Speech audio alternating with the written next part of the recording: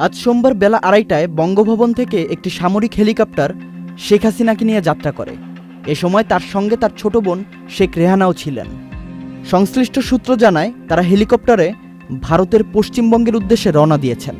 এরপরই গণভবনে সাধারণ মানুষ ঢুকে পড়ে।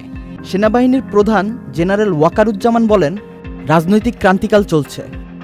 একটি অন্তর্বর্তী সরকার গঠন করা হবে, সব হত্যার বিচার হবে। সেনাবাহিনীর উপর আস্থা রাখেন, দেশে শান্তি শৃঙ্খলা বজায় রাখেন, একসাথে কাজ করি, দয়া করে সাহায্য করেন। মারামারি সংঘাত করে আর কিছু পাবো না, সংঘাত থেকে বিরত হন। সবাই মিলে সুন্দর দেশ গড়েছি। বিভিন্ন রাজনৈতিক দলের নেতা ও বিশিষ্ট ব্যক্তিদের সঙ্গে সেনা সদর দপ্তরে এক বৈঠক হয়েছে। সেনাবাহিনীর প্রধানের সঙ্গে বৈঠকে বিএনপি, জামায়াত, জাতীয় পার্টি ও সুশীল সমাজ উপস্থিত ছিলেন। ঢাকা বিশ্ববিদ্যালয়ের আইন বিভাগের অধ্যাপক আসিফ নজরুলও ডাক পান।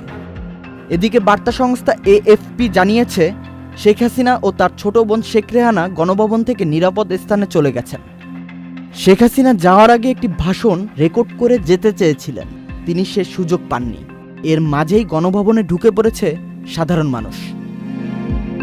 মারুফুজ্জামান, চ্যানেল আই।